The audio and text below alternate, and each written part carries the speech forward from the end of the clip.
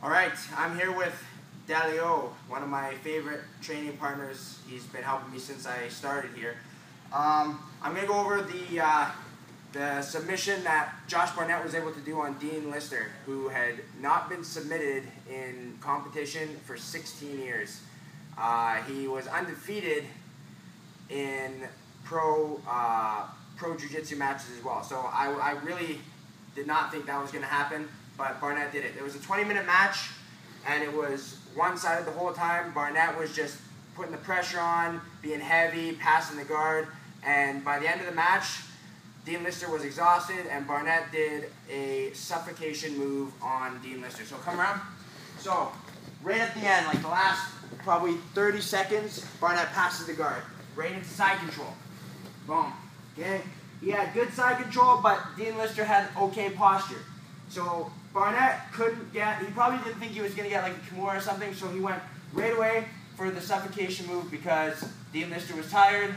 There was not much time left, so he did it. So what he does is he pummels in with the bottom arm, turns his hips to get the scarf hold positions. He pummels in as well with this arm. Barnett locked the fingers in an S grip, but it doesn't really matter which grip you hold. And you have to make sure, lift your hips off the mat.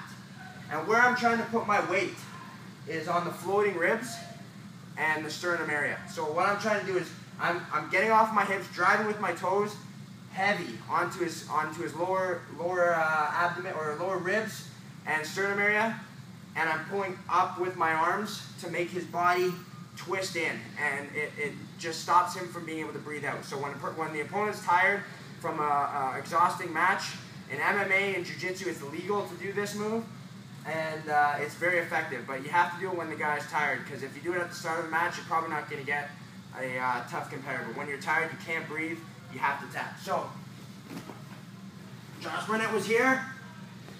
Dean Lister had good posture. He pummeled in, turned his hips, got the scarf hold position, and he pummeled under. Boom. Locked his hands in the S grip.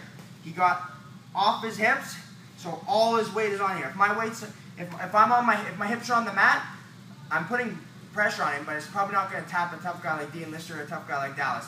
So what I have to do is I have to get off my hips off the mat, and I pull him in, and I drop heavy, sinking all my weight on him, and it's slow pressure, and he's tapping now.